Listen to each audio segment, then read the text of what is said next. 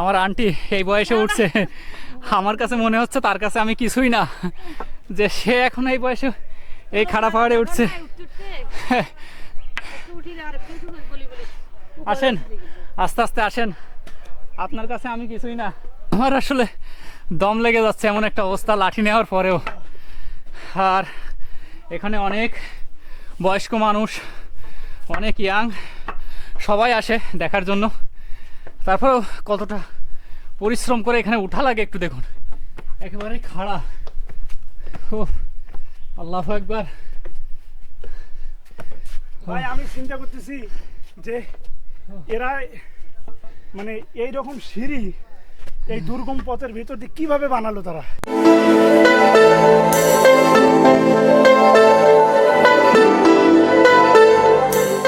আমাদের যাত্রা হচ্ছে সীতাকুণ্ড, আর যেহেতু লোকাল ট্রেন তাই লোকাল ট্রেনের একটি টিকিটও কেটে নিলাম। আর এখন এখান থেকে চট্টগ্রাম মেলে যাব, দেখি কোথায় প্ল্যাটফর্ম দেয় আমাদের। আজকের যাত্রা হচ্ছে যে আজকের যাত্রা সীতাকুণ্ড। তো যেহেতু সীতাকুণ্ডের এই আন্তনগর কোনো ট্রেন নাই, এজন্য আজকের আমরা টিকিট কাটছি মেল ট্রেনে, চট্টগ্রাম মেল, যেটাতে করে আমরা সীতাকুণ্ড পর্যন্ত যাব। আর সারা রাতের জার্নি, প্রায় সকাল 8টা বা 9টার দিকে পৌঁছাই, বা কখন পৌঁছাই জানি না। এখান থেকে আমাদের 11:45-এ ট্রেনের টাইম দেওয়া, তো দেখি আমরা কখন আসে আর আমরা কয়টার সময় যেয়ে পৌঁছাই। এখন আছি বাংলাদেশের ঐতিহ্যবাহী রেল স্টেশন ঢাকা কমলাপুর, আর এখান থেকে কখন ছাড়ে সেটা আমরা একটু দেখি। ফাইনালি 12:46-এ, যেহেতু আমাদের টাইম ছিল 11:45, 12:46-এ ছাড়লো কমলাপুর থেকে। আর এখন আমরা আজকে যাচ্ছি যেহেতু সীতাকুণ্ডে, চট্টগ্রাম মেল, এটা তো চট্টগ্রাম মেল না। এই যে এই সকল মানুষদের সঙ্গে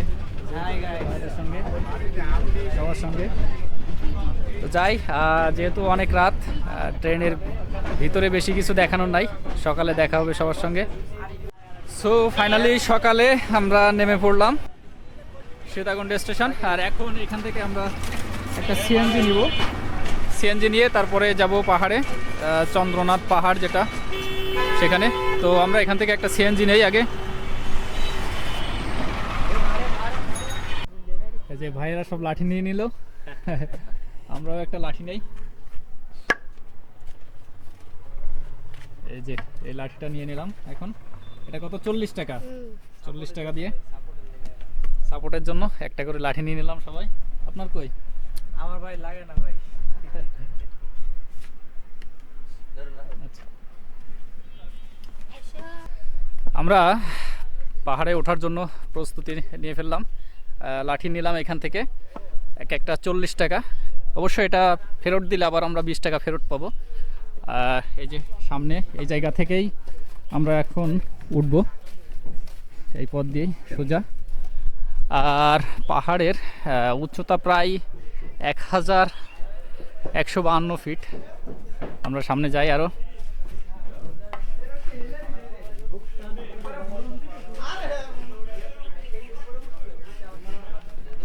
যে আমাদের মতো সবাই ওঠার জন্য প্রস্তুতি নিচ্ছে। ভাইয়ের সঙ্গে আমরা পুরো একটা টিম হয়ে গেছি, আমরা পুরো টিম সহ। এই যে আমাদের কাদের ভাই, সে কিন্তু ভিডিও করে খুব ব্যস্ত এখন। এই যে উঠছি। ভাই মনটাও চায় যে আমরাও একটু ভিডিও করি, আমাদের তো ক্যামেরা নাই, মোবাইল দিয়ে একটু করতেছি। তো আসলে একটা টিম হইলে বা গ্রুপ হইলে অনেক মজা। বড় ভাইয়ের সঙ্গে আসছি। বড় ভাই, জি বল। আপনার অনুভূতি কি হচ্ছে এখন? জি আলহামদুলিল্লাহ, লাখো শুকরিয়া আলহামদুলিল্লাহ। আল্লাহ তাআলা এমন একটা সুন্দর নিদর্শন দেখার মতো সেই তৌফিক দান করছে। আমি কোনো স্বপ্ন ভাবতে পারি নাই যে এমন একটা সুন্দর একটা জায়গার মধ্যে উপস্থিত হইতে পারবো। তবে আলহামদুলিল্লাহ আমার ফিলিংসটা। আঙ্কেলরা কি ফিরছেন নাকি? আঙ্কেলটা ফিরে আসছে। ও আচ্ছা, সকালেই উঠে গেছে। আমরা যাই, সামনে আগাইতে থাকি। এখান থেকে দুইটা ভাগ হয়ে গেছে। আমরা বাম দিয়ে উঠবো। আসলে এটা দিয়ে উঠলে এই যে সিঁড়ি, অনেক কষ্ট এখান দিয়ে ওঠা। আমরা এদিক দিয়ে উঠবো শুধু। আমরা একেবারেই খাড়া পথ দিয়ে উঠছি। খাড়া, এই যে পথটা দেখুন। আর স্থানীয় মানুষের লাঠি লাগছে না তাদের, বেশ কষ্টসাধ্য। কিন্তু এই যে পাহাড়টা দেখুন কি সুন্দর, আমি সামনের পাহাড়টা। ভাই আমি মনে করছিলাম যে লাঠি মনে হয় মানে না নিলেও চলবে, তারপরে দেখতেছি অনেক কষ্ট হচ্ছে, লাঠি নেওয়াই ভালো ছিল। ভাই লাঠি নাই, লাঠি না নিয়ে এখন বুঝছে। আর এই পাহাড়টার নামকরণটাও আপনাদেরকে শেয়ার করব, যে আসলে এই পাহাড়টার নাম কেন চন্দ্রনাথ বা চন্দ্রনাথ টেম্পল যেটাই বলি, সেটা কি কারণে, সেটা আমরা উপরে যাই। আরও আশপাশের পাহাড়টা দেখুন কতটা সুন্দর।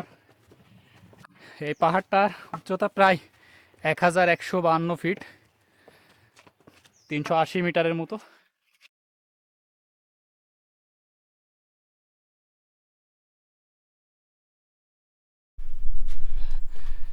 এই চন্দ্রনাথ পাহাড়ের নামকরণ করা হয়েছে যে সীতার দেহ খণ্ডানোর পরেই দেহের একটি অংশ এখানে থাকার পরে এটাতে তারা পূজা শুরু করে। তারপরে এখানেই সেই পূজা থেকেই মন্দিরেরটা প্রায় 9 বা 10 শতকের দিকেই প্রায় 1400 বছরের উপরে হয়ে গেছে বিভিন্ন মত অনুসারে। আর এই পাহাড়টার নাম চন্দ্রনাথ, শিবের নাম অনুসারেই চন্দ্রনাথ পূজা করা হইতো। পূজার পরে এখানে পাহাড়টার নাম রাখা হয়েছে যে চন্দ্রনাথ পাহাড়। তো এটার এক্স্যাক্ট কোনো নাই যে মন্দিরটা কত সালে বা কত তারিখে তৈরি করা হয়েছে, তবে আনুমানিক হিসাবে 1400 বছরের উপরে হয়ে গেছে মন্দিরটা। তো আমরা সেই মন্দিরে যাব, যেটা চট্টগ্রাম ঢাকা হাইওয়ে রোডে যাওয়ার সময় রোড থেকে দেখা যায় মন্দিরটা। সোনালী কালারের একটি মন্দির। তো আমরা সেখানে যাচ্ছি, এখন যাই। এই যে পাকা পথ পার হয়ে এখন মাটির পথ চলে আসছি, এখান দিয়ে উপরে উঠবো আরও। আমরা যত সামনে আগাচ্ছি তত পথটা আরও খাড়া হচ্ছে। দেখুন পথটা কতটা খাড়া। লাঠি না নিলে আমরা যাইতেই পারতাম না। রাস্তাটা একেবারেই মাটির রাস্তা, দুর্গম, একবারে এবড়ো থেবড়ো রাস্তা। সামনের দিকে এই যে আঁকা বাঁকা। যাই সামনে, আরও কত সময় লাগবে দেখি উপরে উঠতে। একেবারে উপরে উঠবো মন্দিরের কাছে। তো আমরা উপরে উঠতে থাকি। হ্যাঁ, এদিক দিয়ে যাওয়ার কষ্টকর বলে ভাইদের কথা মতো আমরা ঘুরে ওই দিক দিয়ে যাব, আবার এদিক দিয়ে আবার নেমে যাব, নেমে ওই দিক দিয়ে ঘুরে একটু সহজ পথ, যেহেতু একেবারেই খাড়া এদিক দিয়ে। আর এই যে নিচ থেকে, এই যে নিচটা দেখা যাচ্ছে, এই দোকানের উপর দিয়ে আমরা দিক দিয়ে উপরে আসছি। ভাইয়েরা ঘুরে আসছে আমাদের আগেই।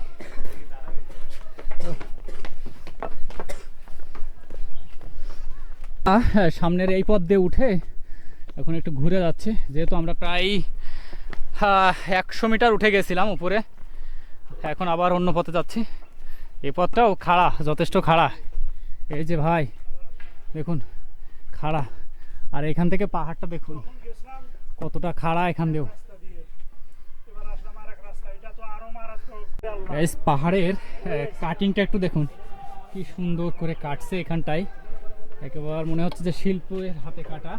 আর এই পাশের দেখুন এই পাহাড়টা কিভাবে কাটছে। আর মানুষ ওই যে আসছে নিচ থেকে দেখা যাচ্ছে, গাছের কারণে খুব বেশি বোঝা যায় না। তারপরে আর আমাদেরকে এই মাথায় উঠতে হবে একবারে চূড়ার উপরে, আমরা ওখানে উঠি। পাহাড়টা দেখুন এখান দিয়েও কতটা খাড়া, রেলিং দেওয়া। এই যে আমার আন্টি এই বয়সে উঠছে, আমার কাছে মনে হচ্ছে তার কাছে আমি কিছুই না, যে সে এখন এই বয়সে এই খাড়া পাহাড়ে উঠছে। আসেন আস্তে আস্তে আসেন, আপনার কাছে আমি কিছুই না। ও সে এখনো উঠছে। ও আমরা সবাই মিলে, এই যে পুরো একটা টিম সবাই মিলে এখানে বসলাম, অনেকেই আমাদের মতো বসছে, যেহেতু অনেকটা পথ উঠছি। ও ভাইদুল ভাই খারাপ, সে কিন্তু 40 টাকা বাঁচাইছে ভাই প্রথমে। 40 টাকা বাঁচাই লাঠি নাই নাই, আচ্ছা আপনারা লাঠি নেন। মোল্লা লোক ভালো না। আমরা সবাই বসে একটু রেস্ট নিয়ে নিলাম, সবাই আবার উপরে উঠবো সেই মন্দিরটার কাছে যেটার জন্য আসলে আসা। তো যাই আমরা সবাই, চলেন ভাই। পথটা দেখুন, এই পথে ওঠার যুদ্ধ করার সমান, একেবারে খাড়া, এখান দিয়ে আরো খাড়া।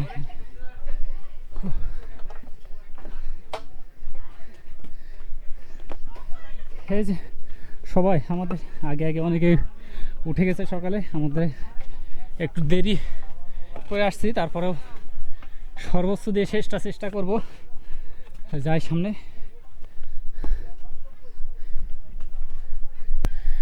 আমরা মোটামুটি একটা স্টেপ পার করে আসছি, আমরা মোটামুটি একটা স্টেপ পার করে এই যে সামনে একটা মন্দির, এখান থেকে আমাদেরকে আরও ঘুরে ওই উপরে যাইতে হবে আসল যে টেম্পলটা সেখানে।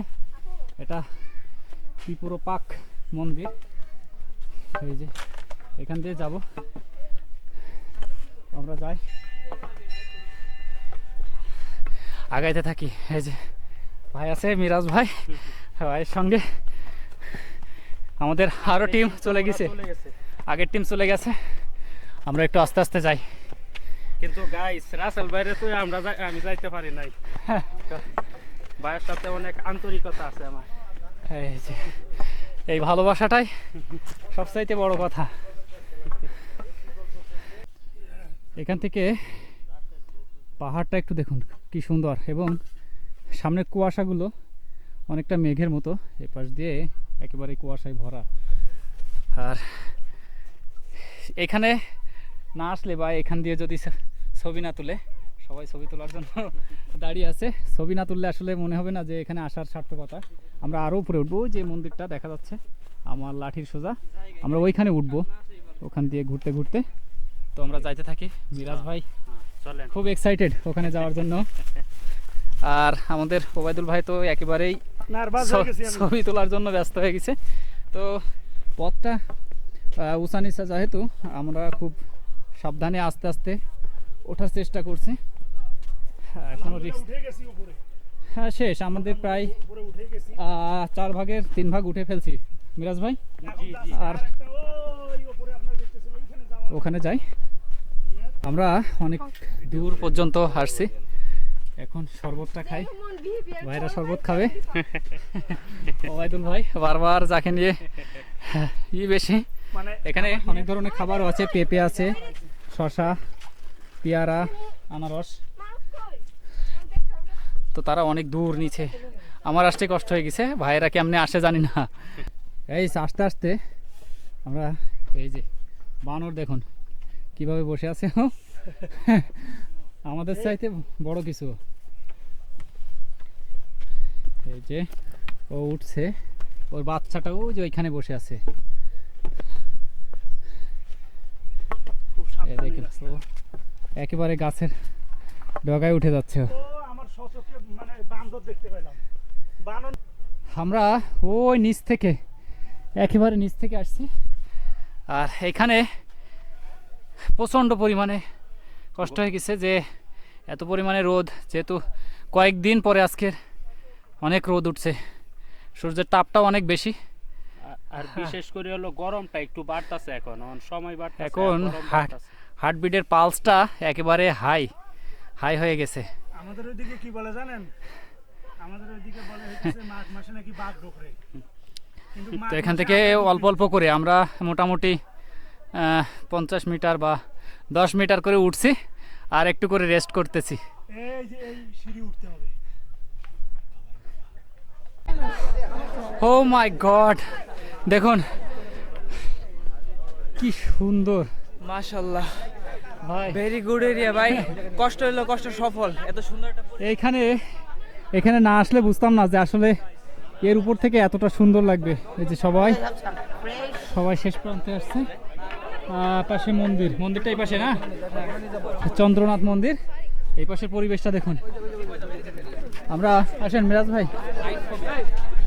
আমরা একটু মন্দিরের কাছে যাই, সামনে আরো এই যে মন্দিরটা যেটা আপনার ঢাকা চট্টগ্রাম হাইওয়ে থেকে দেখা যায় এই সাইড থেকে।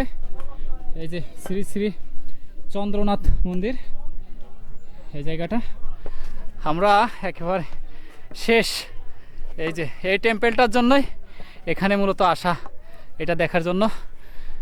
এই পাশটায় কুয়াশা দেখা যাচ্ছে না, আর কতটা খাড়া সেটা বলে বোঝানো যাবে না। এখান থেকে আসলে এটার উচ্চতা 1152 ফিট হইলেও এটা কিন্তু অনেক দূর হেঁটে আসা লাগে, যার কারণে অনেকটা পথ আমাদের প্রায় 2 কিলো বেশি হবে, 2 কিলোর বেশি হাঁটা হয়ে গেছে।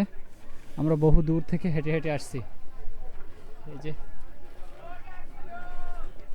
আমরা এই মন্দিরটা, এই যে চন্দ্রনাথ ধাম, এই মন্দিরটার জন্য এখানে আসা। যে আমরা একটু 4-5টা ঘুরে ঘুরে দেখি।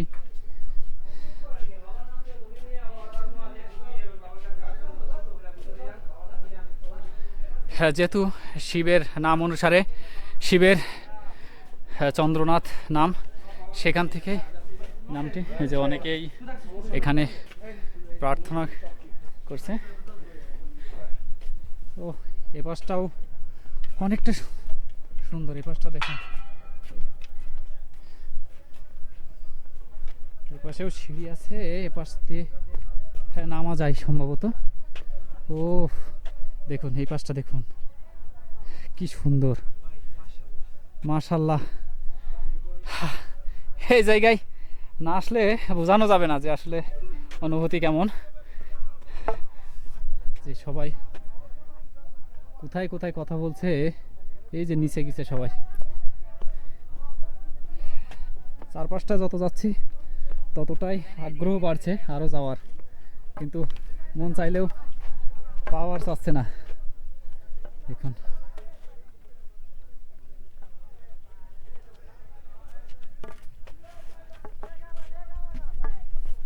পানি লো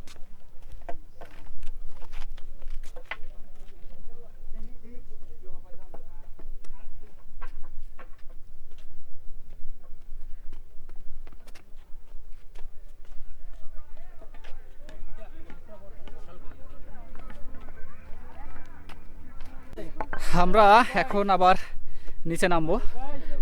একদিক দিয়ে উঠছিলাম আর একদিক দিয়ে নেমে যাব। এই দিক দিয়ে, এই সাইডটা দিয়ে আমরা নেমে যাব। এদিক দিয়ে আস্তে আস্তে নামতে থাকি। নামার সময় আসলে এতটা কষ্ট হবে না, এখন যতটা উপরে ওঠার সময় আমাদের কষ্ট হয়েছে এদিক দিয়ে নামি। এই যে মন্দির পেছনে রেখে আসলাম, এটাই মেইন উদ্দেশ্য ছিল যে এখানে আসবো, তো আসছি। নামি এখন নিচে। পরিবেশটা কি দেখুন, আসলে এখানে না আসলে বুঝতাম না যে আসলে এই পরিবেশ আর এতটা সুন্দর।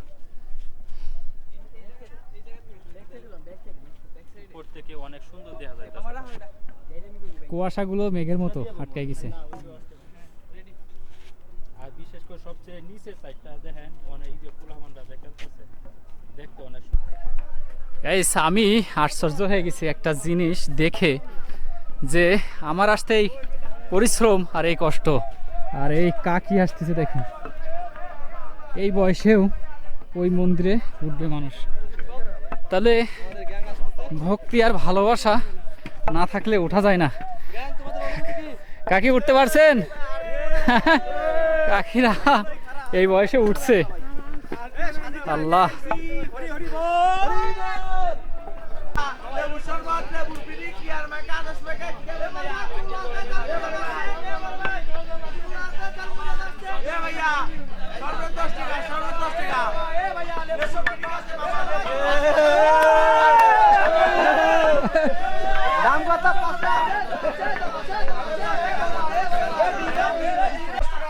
এইখানে এই গাছের নিচে, এই বট গাছের নিচে দাঁড়ানোর পরে মনে হচ্ছে যে কতটা শান্তি এখানে পাইলাম।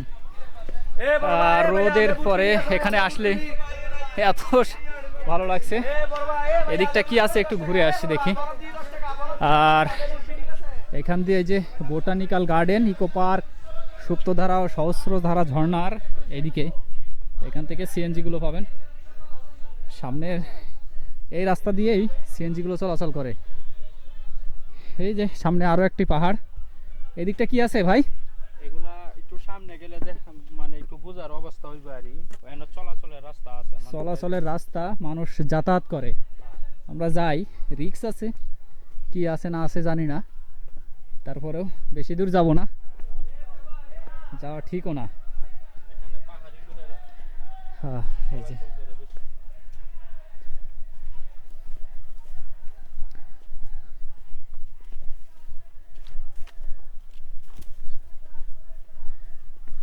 এটা তেমন কিছু নাই, জাস্ট ওই সামনে ওই পাহাড়গুলোই দেখা যাবে।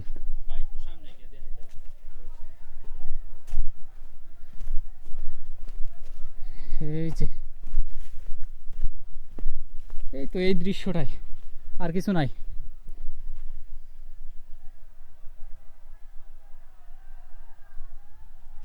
একটা জিনিস লক্ষ্য করছেন, এই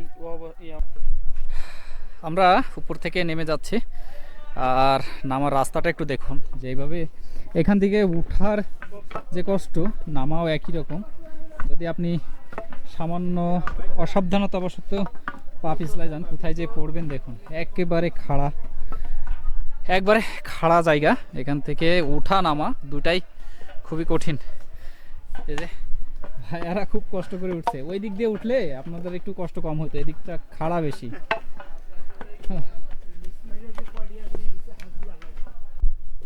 ফাইনালি চন্দ্রনাথ পাহাড় এবং চন্দ্রনাথ টেম্পল ঘুরে ঘুরে আসলাম। সাথে মিরাজ ভাই ছিল, অনেক হেল্প করছে সে। আর এখন আজকের ভিডিও এটাই, এই পর্যন্তই। আর আমরা অন্য ভিডিওতে অন্য জায়গা দেখাবো আপনাদেরকে। তো ভিডিওটি কেমন লাগছে সেটা জানাবেন অবশ্যই। আর যথেষ্ট পরিশ্রম, ওঠা এবং নামা দুইটাই। তো আমরা একেবারে শেষের দিকে এখান থেকে নেমে চলে যাব। তো মিরাজ ভাই, আজকের মতো আপনার সাথে এটাতেই শেষ। আবার অন্য একটা ভিডিওতে আপনার সঙ্গে দেখা হবে ইনশাল্লাহ। যাই আমরা সামনে। তো ধন্যবাদ সবাইকে।